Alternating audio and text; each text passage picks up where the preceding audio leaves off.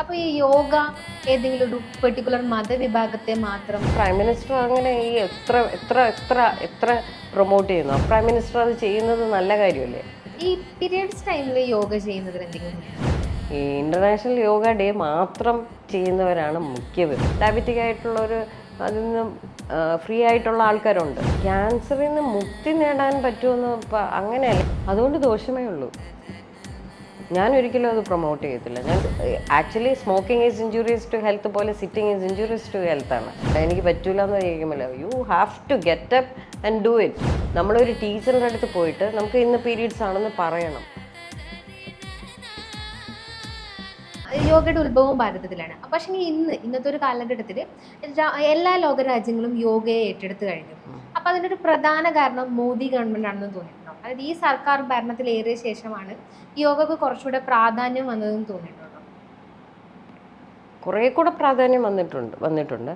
പക്ഷേ over the years പണ്ടൊക്കെ ഇന്ത്യയിലല്ല, ഫോറിനേഴ്സാണ് കൂടുതലും യോഗ ചെയ്തുകൊണ്ടിരുന്നത്. എന്ന് പറഞ്ഞാൽ ഞാനൊക്കെ യോഗ കോഴ്സസ് ചെയ്യാൻ പോകുമ്പോഴൊക്കെ അവിടെ വരുന്ന ആൾക്കാരെല്ലാം ഇന്ത്യൻസ് വളരെ കുറവായിരിക്കും. ഞാൻ 2-3 പേരേ ഉള്ളൂ. പക്ഷേ ഫോറിനേഴ്സ് ആയിരിക്കും ഫുള്ളി ആൾക്കാരുള്ള, അതും പ്രൊഫഷണൽസ് ആയിരിക്കും. എന്ന് പറഞ്ഞാൽ അവർക്ക് ഡോക്ടേഴ്സ്, എൻജിനീയേഴ്സ് അങ്ങനെയൊക്കെ ഉള്ളവർ ഒരു ബ്രേക്ക് എടുത്തിട്ട് അവർ യോഗ കോഴ്സസ് ചെയ്തിട്ട് അവർ അവിടെ പോയിട്ട് അവർ യോഗ ടീച്ചർ ആകാൻ ഇഷ്ടപ്പെടുന്ന ആൾക്കാരാണ്. അങ്ങനെ ഞാൻ കണ്ടിട്ടുണ്ട്. പിന്നെ ഇപ്പം ആക്ച്വലി ഈ ഇൻ്റർനാഷണൽ യോഗ ഡേ വന്നേ പിന്നെ ആൾക്കാർക്കുണ്ട്. പക്ഷേ അതെൻ്റെ ഫീലിംഗ് ആണ്, ഈ ഇൻ്റർനാഷണൽ യോഗ ഡേ മാത്രം ചെയ്യുന്നവരാണ് മുഖ്യവർ. അത് സ്കൂൾസിലും കോളേജസിലും ഒക്കെ ഇതൊരു സിലബസായി ഒരു കറിക്കുലമായി വന്നു കഴിഞ്ഞാൽ എല്ലാ ദിവസവും ഡെയിലി ഇപ്പോൾ PT ചെയ്യിപ്പിക്കുമല്ലോ, അതുപോലെ യോഗ ചെയ്യിപ്പിക്കുവാണെങ്കിൽ ആ കുട്ടികൾക്ക് നല്ലതായിരിക്കും. കുട്ടികളല്ലേ നമ്മുടെ ഭാവിയിലുള്ള. അങ്ങനെ വരുമ്പോഴാണ് കുറച്ചുകൂടെ ഇതിപ്പോൾ ഒരു ദിവസം നമുക്ക് എല്ലാവർക്കും യോഗയെ പറ്റി ഭയങ്കര അവയർനെസ് വരുന്നുണ്ട്. പക്ഷേ യോഗ ആ ദിവസം മാത്രം യോഗ ചെയ്യുന്നവരാണ്. എന്നോട് പലരും റീസെൻ്റ്ലി വിളിക്കും എന്ന് പറഞ്ഞാൽ 1 hour ഒരു യോഗ ക്ലാസ് വന്നിട്ട് ഞങ്ങളുടെ ഈ കമ്പനിയിൽ എല്ലാവർക്കും യോഗ ഡേയുടെ അന്ന് എടുക്കാൻ പറ്റുമോ? അങ്ങനെ ഒരു ദിവസത്തേക്ക് ക്ലാസ് എങ്ങനെ എടുക്കാൻ പറ്റും? അങ്ങനെയല്ലല്ലോ. അപ്പം എനിക്ക് എല്ലാ ദിവസവും യോഗ ഡേ ആണ്. അത് അങ്ങനെയായിരിക്കും. പ്രധാനമന്ത്രി യോഗയെ ഒരുപാട് ബൂസ്റ്റ് ചെയ്യുന്നുണ്ട്. അപ്പൊ ഇത് മുന്നേയുള്ള ഒരു പ്രധാനമന്ത്രിയും അങ്ങനെ ചെയ്തതായിട്ടുണ്ടായിരുന്നില്ല. ഇല്ല, പക്ഷേ നമുക്ക് ശരിക്കും ഗുണകരമല്ലേ? പിന്നെ നല്ല ഗുണകരമാണ്. Because there are lot of influence ആവില്ലേ പീപ്പിൾ? പിന്നെ ഭയങ്കര ഇൻഫ്ലുവൻസ് ഉണ്ട്, ഒത്തിരി പേർക്ക് ഇൻഫ്ലുവൻസ് ഉണ്ടല്ലോ. യോഗ ഭയങ്കര ഇപ്പം കൊറോണ വന്ന പിന്നെയും യോഗ ഭയങ്കരമായിട്ട് ഇങ്ങനെ ആൾക്കാർക്ക് ബ്രീതിങ് എക്സസൈസ് ഭയങ്കര ആവശ്യമാണ്. കൊറോണ സമയത്ത് ബ്രീതിങ് ചെയ്ത കോവിഡിൻ്റെ ഇല്ലേ, അങ്ങനെ വന്നപ്പോഴും ഭയങ്കരമായിട്ട് വന്നു. പിന്നെ പ്രൈം മിനിസ്റ്റർ അങ്ങനെ ഈ എത്ര പ്രൊമോട്ട് ചെയ്യുന്നു. അപ്പം നമ്മുടെ ഇന്ത്യയിലുള്ള ആ ഒരു ഇതിനെ പ്രൊമോട്ട് ചെയ്യുന്നതുകൊണ്ട് ഭയങ്കര നല്ല ഇതാണ്. അപ്പോൾ ഒത്തിരി പേർക്ക് അതിനെപ്പറ്റി മനസ്സിലായി തുടങ്ങി. ഇപ്പം എല്ലാവരും ഇപ്പം എല്ലാവരും പറയുമല്ലോ. ഇപ്പം ഏത് യോഗ ടീച്ചേഴ്സിനോടും പോയി ചോദിച്ചാൽ മതി യോഗ ഡേയുടെ എന്ന് പറഞ്ഞാൽ എല്ലാവരും പറയും യോഗ ഡേ അല്ല, every day you should do yoga, you know. അപ്പം അത് തന്നെ പ്രൈം മിനിസ്റ്റർ അത് ചെയ്യുന്നത് നല്ല കാര്യമല്ലേ? അങ്ങനെ എല്ലാവർക്കും അത് റീച്ച് ഔട്ട് ചെയ്യുന്നില്ലേ? ഇപ്പൊ കൊറോണയുടെ കാര്യം പറഞ്ഞല്ലോ. ഇപ്പൊ കൊറോണ വന്ന ആ ടൈമിന് ശേഷം കൂടുതൽ ആൾക്കാർ യോഗ കൂടുതലായിട്ട് ചെയ്യുന്നതായിട്ട് തോന്നുന്നു. 100%. ബിക്കോസ് ഞാൻ ഓൺലൈൻ പ്ലാറ്റ്ഫോമിൽ കൊറോണ സമയത്താണ് എൻ്റെ ഓൺലൈൻ പ്ലാറ്റ്ഫോം തുടങ്ങിയത്. ഓൺലൈൻ പ്ലാറ്റ്ഫോം തുടങ്ങിയപ്പം ആക്ച്വലി യുവർ എക്സ്പോഷർ, എൻ്റെ എക്സ്പോഷർ എന്ന് പറയുന്നത് വേൾഡ് വൈഡായി. അപ്പം എനിക്ക് വേൾഡിലുള്ള ഏത് സ്ഥലത്തിരിക്കുന്ന ആൾക്കാരെയും എനിക്ക് പഠിപ്പിക്കാൻ പറ്റും.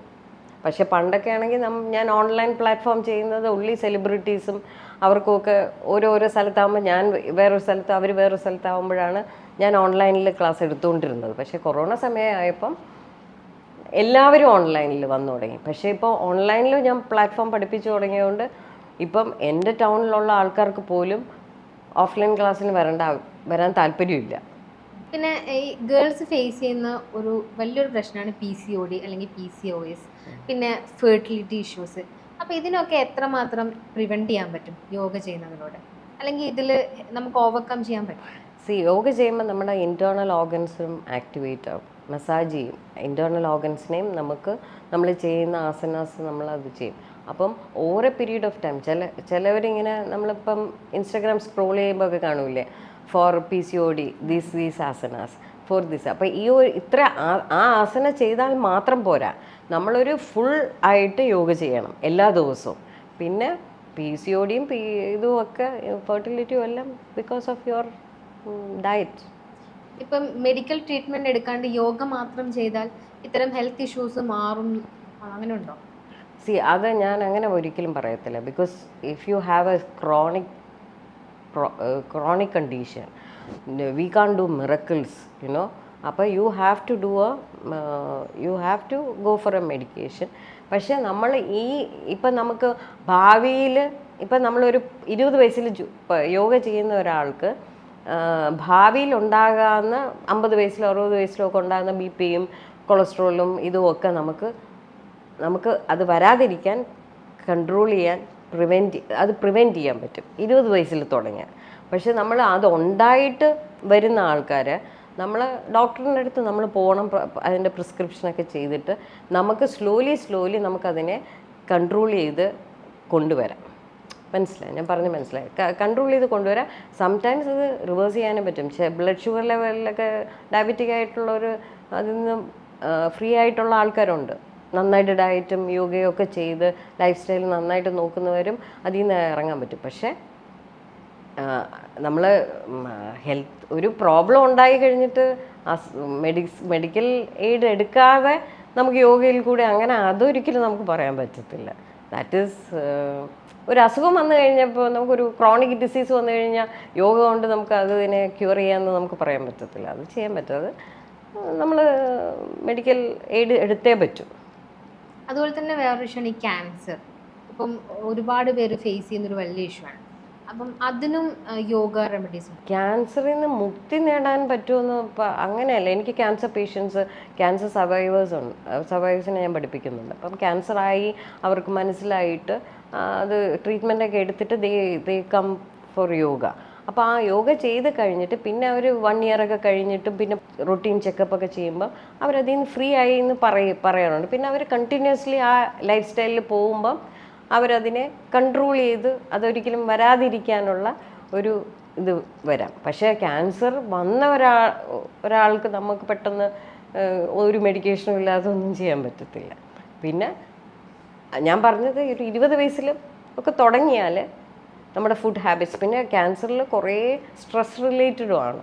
അപ്പോൾ അതുമൊക്കെ നമ്മൾ എല്ലാം ഒരു ഹെൽത്തി ലൈഫ് സ്റ്റൈലിൽ പോയാൽ ശരിയാവും. രാവിലെയാണോ അല്ലെങ്കിൽ വൈകുന്നേരമാണോ, ഏത് സമയത്താണ് യോഗ ചെയ്യുന്നത് ഏറ്റവും അനിവാര്യം? നമ്മളൊരു ബുക്കിൽ ഒരു റിട്ടേൺ ഒന്നുമില്ല. ആക്ച്വലി സ്പീക്കിംഗ് എല്ലാവരും മോർണിംഗ്, ഇപ്പം നമ്മൾ രാവിലെ എണീറ്റിട്ട് ബ്രഷ് ചെയ്യുന്നു ഇല്ലേ, നമ്മുടെ എല്ലാ ടോക്സിക് കാര്യങ്ങളും കളഞ്ഞിട്ടാണ് നമ്മളൊരു ഫ്രഷായിട്ട് നമ്മൾ ലൈഫിലെ നമ്മുടെ ഡെയിലി തിങ്സിലോട്ട് പോകുന്നത്. അപ്പോൾ ആ ഫ്രഷ്നെസ് കിട്ടാൻ വേണ്ടിയിട്ട് നമുക്ക് രാവിലെ എണീറ്റ് യോഗ ചെയ്യുന്നത് ഭയങ്കര നല്ലതാണ്. It is very benefit for you രാവിലെ എണീക്കുക. പക്ഷെ പലർക്കും രാവിലെ എണീക്കാൻ ബുദ്ധിമുട്ടുള്ള ആൾക്കാർ കാണും, അല്ലെങ്കിൽ രാവിലെ ചെയ്യാൻ പറ്റാത്തവർ. അങ്ങനെയുള്ളവർക്ക് യോഗ ചെയ്യാനേ പറ്റില്ല എന്ന് നമുക്ക് പറയാൻ പറ്റില്ല. അവർക്ക് എപ്പോഴാണ് സമയം, വൈകിട്ടാണ് സമയമെങ്കിൽ അവർക്ക് വൈകിട്ട് ചെയ്യാം. വൈകിട്ട് ചെയ്യുന്നത് നല്ലതാണ്. പിന്നെ നമ്മൾ ഉറങ്ങുന്നതിന് മുമ്പ് യോഗ ചെയ്യാൻ പാടില്ല. ഉറങ്ങുന്നതിന് മുമ്പ് നമുക്ക് സ്ട്രെച്ചിങ് ആയിട്ടുള്ള യോഗയൊക്കെ ചെയ്യാം എന്ന് പറഞ്ഞ് നമ്മൾ 1 hour ഓഫ് യോഗ ഒന്നും ഉറങ്ങുന്നതിന് മുമ്പ് ചെയ്യാൻ പറ്റില്ല. പക്ഷെ നമ്മൾ ഈവനിങ് ടൈമിലൊക്കെ ചെയ്യാം. എന്തെങ്കിലും ബെനിഫിറ്റിൽ എന്തെങ്കിലും വ്യത്യാസം ഉണ്ടാവും? അപ്പോൾ വൈകുന്നേരം ചെയ്താൽ കിട്ടുന്ന ഗുണം മോർണിംഗിൽ നമ്മൾ ചെയ്യുമ്പോൾ നമ്മുടെ ബോഡിക്ക് കുറച്ചുകൂടെ ഒരു എലാസ്റ്റിസിറ്റി കിട്ടും. പിന്നെ നമ്മൾ ചെയ്യുന്ന ജോലിയില്ലേ, നമ്മളിപ്പം ജോലിക്ക് പോകുന്ന ആൾക്കാരായിരിക്കുമല്ലോ, അപ്പോൾ നമുക്ക് ജോലിക്ക് പോകുമ്പോൾ കുറച്ചുകൂടെ നമ്മൾ ഭയങ്കര എനർജറ്റിക് ആയിരിക്കും. അപ്പം നമുക്ക് കുറച്ചുകൂടി ഒരു എല്ലാത്തിനോടുള്ള ഓരോ ആറ്റിറ്റ്യൂഡും ഒക്കെ വരുന്നത് ഡിഫറെൻ്റ് ആയിരിക്കും. ഈ ചിലരിപ്പോൾ യൂട്യൂബ്, അതായത് ഒരു ഇൻസ്ട്രക്ടറിൻ്റെ സഹായം ഇല്ലാണ്ട് സെൽഫ് യോഗ ചെയ്യുന്നത്, അല്ലെങ്കിൽ ഒന്ന് യൂട്യൂബ് വീഡിയോസ് അല്ലെങ്കിൽ ബുക്സ് വായിച്ചിട്ടും അല്ലെങ്കിൽ ആരെങ്കിലും ഇപ്പോൾ ഫ്രണ്ട്സ് സജസ്റ്റ് ചെയ്തിട്ട് അങ്ങനെയൊക്കെ യോഗ ചെയ്യുന്നുണ്ട്. അപ്പോൾ അത് എത്രമാത്രം എഫക്റ്റീവാണ്, അല്ലെങ്കിൽ അതുകൊണ്ട് എന്തെങ്കിലും ദോഷമുണ്ടോ? അതുകൊണ്ട് ദോഷമേ ഉള്ളൂ. ഞാൻ ഒരിക്കലും അത് പ്രൊമോട്ട് ചെയ്യത്തില്ല. ഞാൻ ഒരിക്കലും ഒരു വീഡിയോ എടുത്ത് യൂട്യൂബിൽ അല്ലെങ്കിൽ പഠിപ്പിക്കത്തില്ല. ബിക്കോസ് ഓരോരുത്തർക്കും ഓരോ ഡിഫറെൻ്റ് ആണ്. അതുകൊണ്ട് നമ്മളൊരു ടീച്ചറിൻ്റെ അടുത്ത് പോയി നമുക്ക് നമ്മുടെ ഇത് ചെയ്യുമ്പം ചെയ്ത് അതിനനുസരിച്ച് പഠിക്കേണ്ടതാണ് യോഗ. അല്ലെങ്കിൽ നമുക്ക് ആഫ്റ്റർ എഫക്റ്റ് വരും. അപ്പോൾ നമ്മുടെ ഫുഡും നമ്മുടെ ഡയറ്റും അല്ലെങ്കിൽ ഈ ലൈഫ് സ്റ്റൈലും തമ്മിലൊക്കെ എന്തെങ്കിലും, നമ്മൾ എത്ര കൺട്രോൾ ചെയ്തിട്ടും നമ്മൾ വണ്ണം കുറയാത്തതോ അല്ലെങ്കിൽ കൺട്രോൾ ചെയ്യുന്നത് ഡയറ്റ് എന്ന് പറയുന്നത്, ഞാനൊരു ഡയറ്റീഷ്യൻ അല്ല, പക്ഷേ എനിക്ക് മനസ്സിലായിടത്തോളം ഉള്ളതാണ് ഞാൻ പറയുന്നത്. ഡയറ്റ് എന്ന് പറയുന്നത് നമുക്ക് ലൈഫ് ലോങ് സസ്റ്റെയിൻ ചെയ്ത് കൊണ്ടുപോകാൻ പറ്റുന്ന ഒരു ഡയറ്റ്, ഒരു ഫുഡ് പാറ്റേൺ ആണ്, ഫുഡ് പ്ലാനാണ് നമ്മൾ ഉണ്ടാക്കേണ്ടത്. അപ്പോൾ ഇപ്പം നമ്മൾ രാവിലെ എണീറ്റാൽ നമ്മൾ ഇന്ന ഫുഡ് കഴിക്കണം. അപ്പോൾ അത് മനസ്സിലാക്കി നമുക്ക് ഇപ്പം ഇൻഫാക്റ്റ് നമ്മൾ ഇപ്പം ഫുഡെല്ലാം കുറച്ചു, എന്നിട്ട് 2-3 കുക്കീസ് പോയി കഴിച്ചു കഴിഞ്ഞാൽ തീർന്നു കിട്ടി, എല്ലാം പോയി. മനസ്സിലായോ? അല്ലെങ്കിൽ നമ്മൾ ഒരു ബിരിയാണി കഴിച്ചു, ഇല്ലേ, ഭയങ്കര കൺട്രോളിങ്. ഞാൻ ഡയറ്റിലാണ്, അപ്പോൾ കഴിച്ചു എന്താ കഴിച്ചാൽ ഞാൻ ബിരിയാണി കഴിച്ചാൽ പിന്നെ അത് ഡയറ്റാണോ? That is not a diet. പക്ഷേ നമ്മൾ ശരിക്കും പറഞ്ഞാൽ നമ്മുടെ വീട്ടിൽ നമ്മുടെ ഗ്രാൻഡ് മദേഴ്സ് ഉണ്ടാക്കിയിരുന്ന രാവിലെ 2 ഇഡ്ഡലി സാമ്പാർ, ഉച്ചയ്ക്ക് കുറച്ച് റൈസ്, കുറച്ച് വെജിറ്റബിൾസ്, സാലഡ്സ്, പരിപ്പ് കറി, അല്ലെങ്കിൽ you are A vegetarian or non vegetarian you eat little protein, അങ്ങനെ പിന്നെ അങ്ങനെ പോയിരുന്ന ഒരു ഭക്ഷണ രീതി ഉണ്ടല്ലോ. നമ്മൾ വെളിയിൽ നിന്നൊന്നും പ്രോസസ്ഡ് ഫുഡ്, പാക്കറ്റ് ഫുഡ്സ് കഴിക്കാതെ അങ്ങനെ ഒരു സസ്റ്റൈനബിൾ ആയിട്ട് ആ ഡയറ്റ് ഇത്ര ഗ്ലാസ് വെള്ളം കുടിക്കണം. മനസ്സിലായോ? അപ്പോൾ അങ്ങനെ വരുമ്പോൾ അങ്ങനെ ഒരു വർഷമൊക്കെ ചെയ്താലാണ് നമുക്ക് നമ്മുടെ ബോഡിയിൽ വിസിബിൾ. ബോഡിയിൽ ഇപ്പോഴത്തെ പിള്ളേരുടെ പ്രശ്നം എന്ന് പറഞ്ഞാൽ 2 ആഴ്ച ഞാൻ ഡയറ്റ് ചെയ്തു, ഒരു വണ്ണവും കുറഞ്ഞില്ല, അതുകൊണ്ട് ഞാൻ ചെയ്യുന്നില്ല, ഇങ്ങനെയാണ് പറയുന്നത്, ഇല്ലേ? ഹർഷയും അങ്ങനെയല്ലേ ചെയ്തത്. ഇപ്പൊ ഹർഷ പറഞ്ഞ കാര്യം അതാണ്. ഒരു മാസം ചെയ്താൽ എങ്ങനെ വണ്ണം കുറയും? ഇത്രയും വർഷമായിട്ട് ഹർഷ കഴിച്ചുകൊണ്ടിരിക്കുന്ന സാധനം അക്യൂമുലേറ്റ് ചെയ്തിരിക്കുകയാണ്. അപ്പോൾ ഓൾ ഓഫ് എ സഡൻ എങ്ങനെ നമുക്ക് കുറയ്ക്കാൻ പറ്റും? നമ്മൾ ഇഷ്ടപ്പെട്ട ഫുഡൊക്കെ കഷ്ടപ്പെട്ട്, എനിക്ക് ബിരിയാണി എന്ന് പറഞ്ഞാൽ ഞാൻ ഇപ്പൊ ബിരിയാണിന്റെ കേസ് പറഞ്ഞപ്പോൾ ഞാൻ ഭയങ്കര ബിരിയാണി അഡിക്റ്റഡ്. ഞാൻ ബിരിയാണി ചെമ്പിൽ വേണേൽ കിടന്നുറങ്ങും, എനിക്ക് അത്രയ്ക്കൊരു അഡിക്റ്റാണ് ഞാൻ. അപ്പോൾ ഞാൻ ഈ PCOD വന്നപ്പോൾ എനിക്ക് ഹെൽത്ത് ഇഷ്യൂസ് ഒക്കെ ഉള്ളപ്പോൾ ഞാൻ അതൊക്കെ കൺട്രോൾ ചെയ്തു. ബിരിയാണി കഴിക്കൽ ഒഴിവാക്കി, ചിക്കൻ കഴിക്കൽ ഒഴിവാക്കി, ഫ്രൈഡ് ഒക്കെ ഒഴിവാക്കി. ഒരു 2 മന്ത് ഇങ്ങനെ നിന്നിട്ടും എനിക്ക് ഒരു എഫക്റ്റും ഇല്ല. ഞാൻ അതേപോലെ വണ്ണം വെച്ചോണ്ടേ ഇരിക്കുക, വയറ് കുറയണില്ല. ആസ് യൂഷ്വൽ നമ്മളായിരിക്കല്ലോ. അതിൻ്റെയാണ് പ്രശ്നം. You have to go to a dietitian, proper ഡയറ്റീഷ്യൻ്റെ അടുത്ത് പ്രോപ്പർ നമ്മുടെ. പിന്നെ ഹർഷ ചിലപ്പം രാവിലെ തൊട്ട് വൈകിട്ട് വരെ ഒരിടത്ത് ഇരിക്കുകയായിരിക്കും. മനസ്സിലായോ? അപ്പോൾ actually smoking is injurious to health പോലെ സിറ്റിംഗ് ഈസ് ഇഞ്ചുറിയസ് ടു ഹെൽത്താണ്. അപ്പം സ്മോക്കിങ്ങിനെ പോലെ തന്നെയാണ് ഈ സിറ്റിംഗ് എന്ന് പറയുന്നതും. അപ്പോൾ അതുകൊണ്ട് നമുക്ക് വണ്ണം കുറയൂല. അതിന് നമ്മൾ എല്ലാം നോക്കണം, എവറിത്തിങ് നോക്കിയാലേ ഭയങ്കര പാടാണ്. It is not that easy. Consistency, patience and perseverance, ഇത് 3 ഇല്ലെങ്കിൽ നമുക്ക് കൺട്രോൾ ചെയ്ത് നമ്മുടെ ബോഡി കൺട്രോൾ ചെയ്ത് വയ്ക്കാൻ പറ്റില്ല. ഈസി റെമഡീസ് ഒന്നുമില്ല. ഈ പോസ് ചെയ്താൽ, ഈ ഒരു പൊസിഷൻ ചെയ്ത് കഴിഞ്ഞാൽ അതൊക്കെ ചുമ്മാ നമ്മൾ ഇൻസ്റ്റാഗ്രാമിൽ കാണൂലേ, ഇങ്ങനെ മുദ്ര പിടിച്ചാൽ, ഇങ്ങനെ ചെയ്താൽ, അല്ലെങ്കിൽ ഒരു കൈ ഇങ്ങനെ വെച്ചാൽ, എങ്ങനെ വെച്ചാൽ ഞാൻ കണ്ടിട്ടുണ്ട്. ഫോൺ യൂസ് ചെയ്യുമ്പോൾ കാല് 2 മൂവ് ചെയ്ത് കഴിഞ്ഞാൽ പെട്ടെന്ന് PCOD മാറും. പെട്ടെന്ന് PCOD പിന്നെ ഈ നാട്ടിലുള്ള എല്ലാവരുടെയും PCOD is lifestyle change വന്നാലേ മാറുള്ളൂ. You have to reduce your weight, drastic weight എന്ന് പറഞ്ഞാൽ നമുക്കൊരു ഐഡിയൽ വെയിറ്റ് ഉണ്ടല്ലോ, ആ വെയിറ്റിലോട്ട് നമ്മൾ എത്തിയാൽ മാത്രമേ നമുക്ക് അതിനൊരു ഭയങ്കര ഡെഡിക്കേഷൻ, കൺസിസ്റ്റൻസി. നമ്മൾ ഇന്ന് രാവിലെ എനിക്കിന്ന് വർക്കൗട്ട് ചെയ്യണ്ട, എനിക്ക് പറ്റൂല എന്ന് ചോദിക്കുമല്ലോ, you have to get up and do it every day. Brush ചെയ്യുമല്ലോ, ഇല്ലേ? ബ്രഷ് ചെയ്യൂലേ? ഹർഷയല്ലേ അത്? അപ്പം ഞാൻ ചോദിക്കട്ടെ, ഇപ്പം ഹർഷ ഒരു മാസം വർക്കൗട്ട് ഡയറ്റ് ചെയ്തു, എന്നിട്ട് വണ്ണം കുറഞ്ഞു. അപ്പോൾ ഞാൻ പറയുകയാണ്, ഹർഷ ഒരു കാര്യം ചെയ്യാം, നമുക്ക് 1 വർഷത്തേക്ക് ഹർഷ ബ്രഷ് ചെയ്യണ്ട. 1 മാസം രാവിലെ ഉച്ചയ്ക്ക് വൈകിട്ട് ഇങ്ങനെ ബ്രഷ് ചെയ്തുകൊണ്ടിരുന്നിട്ട് 1 മാസം കഴിഞ്ഞ് സ്റ്റോപ്പ് ചെയ്തിട്ട് പിന്നെ ഒന്നും ചെയ്യണ്ട. അങ്ങനെ വന്നാൽ എങ്ങനെ ഇരിക്കും? ഉള്ള അസുഖങ്ങളെല്ലാം വരത്തില്ലേ?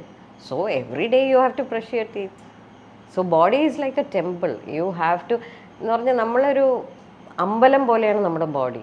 അപ്പോൾ അമ്പലത്തിൽ നമ്മൾ വൃത്തിയാക്കി വയ്ക്കൂലേ, അതുപോലെ തന്നെ നമ്മുടെ ബോഡി ശരിക്കും പറഞ്ഞാൽ ഒരു മെഷീനെ പോലെയാണ്. അപ്പം ആ മെഷീനിൽ ആദ്യം നമ്മൾ പുതിയതായിട്ട് മാനുഫാക്ചർ ചെയ്യുമ്പോൾ ആ മെഷീൻ നല്ലതാണ്. പക്ഷേ ആ മെഷീന് പിന്നെ അതിന് ഷട്ട് ഡൗൺ വേണം, അതിന് റെസ്റ്റ് കൊടുക്കണം, അതിന് വേറെ ടയർ വരുമ്പോൾ നമ്മൾ എന്ത് ചെയ്യും, അതിനെ ലൂബ്രിക്കേറ്റ് ചെയ്യും, ഇത് കുറേ കാര്യങ്ങൾ ചെയ്യത്തില്ലേ.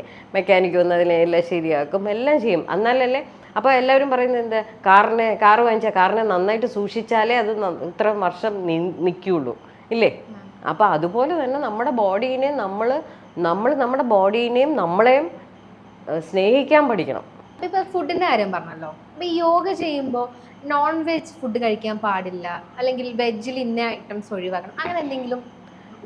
അങ്ങനെ ഒരു പറഞ്ഞ ഒരു ഫുഡിനെ പറ്റി അങ്ങനെ പറഞ്ഞിട്ടില്ല. അങ്ങനെ പറയുന്ന പിന്നെ ആശ്രമത്തിൽ താമസിക്കുന്നവരൊക്കെ നോൺ വെജ് കഴിക്കത്തില്ല. പിന്നെ ഓരോ period of time when you feel sometimes you feel that your എനിക്കിത് എന്നും ചിക്കനൊന്നും വേണ്ട, എനിക്കൊരു സാത്വിക് ഫുഡ് കഴിക്കാൻ തോന്നും. ബിക്കോസ് നമ്മൾ ഇതൊക്കെ കുറച്ചുകൂടെ നമ്മുടെ ഇമോഷൻസിനെയൊക്കെ സ്റ്റിമുലേറ്റ് ചെയ്യുന്ന ഫുഡാണ് നോൺ വെജും ഒക്കെ, മനസ്സിലായി. ഈ മസാല ഫുഡൊക്കെ നോൺ വെജ് കഴിക്കുന്നതുകൊണ്ട് തെറ്റൊന്നുമല്ല, ഇറ്റ് ഇസ് എ പ്രോട്ടീൻ. അപ്പോൾ അത് പ്രോട്ടീൻ കഴിക്കുന്നവർ കഴിക്കണം. പക്ഷേ അപ്പം ഈ മസാലയൊക്കെ കൂടിയ ഭക്ഷണം കഴിക്കുമ്പോൾ നമുക്ക് പെട്ടെന്ന് ക്ഷീണം വരും, ലെത്താർജി വരും ഇല്ലേ. അപ്പോൾ അതൊന്നും ഈ ചിലവർക്കത് കുറേ കാലം കഴിയുമ്പോൾ അത് വേണ്ട.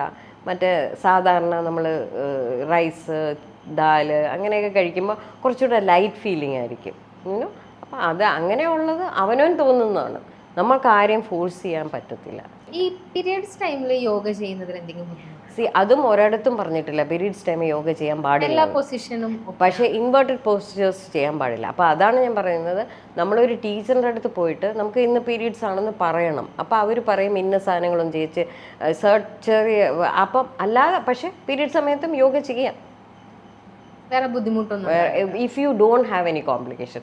അത് ഇറ്റ് ഡിപ്പെൻഡ്സ് അപ്പോൺ ഇൻഡിവിജ്വൽ. ഇപ്പം ചില ആൾക്കാർക്ക് അന്ന് ഭയങ്കര ക്രാംസ് ആയിരിക്കും, they can't even get up, their energy is low, they can't do exercise, then don't do. If they are okay comfortable ആണെങ്കിൽ അവർക്ക് ചെയ്യാം, അല്ലെങ്കിൽ take rest for 1 or 2 days. ഈ പെയിൻ, എനിക്കൊക്കെ പീരിയഡ്സ് വരുന്ന സമയത്ത് വയറുവേദനയുടെ കൂടെ നടുവേദന, കാല് മസിൽ വരും, പിന്നെ വോമിറ്റിംഗ് ഉണ്ടാവും, മൈഗ്രെയിൻ, അങ്ങനെ ഒരുപാട് പ്രശ്നങ്ങൾ വരും. അപ്പൊ ഇതൊക്കെ നമുക്ക് ഓവർകം 100% ഹെൽപ്പ് ചെയ്യും നന്നായിട്ട്. യു ക്യാൻ കുറേ റെഡ്യൂസ് ചെയ്യാം, പെയിൻ ഒക്കെ പോകും. അപ്പം ഈ അതിന് അൺലെസ് അണ്ടിൽ യു ഹാവ് ചില ആൾക്കാർക്ക് ഫൈബ്രോയിഡ്സ് ഉണ്ടെങ്കിൽ ഭയങ്കര പെയിൻ വരും. അങ്ങനത്തെ അണ്ടർലൈനിങ് ഇഷ്യൂസ് ഉണ്ടെങ്കിൽ ആ പെയിൻ കുറയാൻ പാടാണ്. പക്ഷേ അല്ലാതെ നോർമൽ പെയിനൊക്കെ ഉള്ളവർക്ക് നമുക്കത് കൺട്രോൾ ചെയ്ത് പതുക്കെ കുറയ്ക്കാൻ പറ്റും. അപ്പം മാം ആദ്യം പറഞ്ഞല്ലോ, ഹിസ്റ്ററി പറഞ്ഞല്ലോ ശിവൻ പാർവതി റിലേറ്റഡ്. അപ്പോൾ ഈ യോഗ ഏതെങ്കിലും ഒരു പെർട്ടിക്കുലർ മതവിഭാഗത്തെ മാത്രം ഫോക്കസ്ഡ് ആണ്, അല്ലെങ്കിൽ ഒരു പെർട്ടിക്കുലർ മതം മാത്രമേ? അല്ലല്ല, ഞാൻ അതൊരു പുരാണ കഥയാണ് പറഞ്ഞത്. ബിക്കോസ് അത് എപ്പോഴോ ഞാൻ കേട്ടതാണ്, അതിന് എനിക്കത് പറയാൻ അതങ്ങനെയല്ല. പക്ഷെ ഈ പണ്ട് ഇന്ത്യൻസ് സിന്ധു നദീ തീരത്തിൻ്റെ സൈഡിലിരുന്ന ആൾക്കാർ ചെയ്തിരുന്ന ഒരു ഡെയിലി ഹെൽത്ത് ഹാബിറ്റ്സ് ആയിരുന്നു ഈ സൂര്യനമസ്കാരവും യോഗയൊക്കെ. അതുകൊണ്ട് അതിനെ ഒരു റിലീജിയസ് ബേസ്ഡ് ആക്കാൻ പറ്റത്തില്ല. It's not a religious based at all.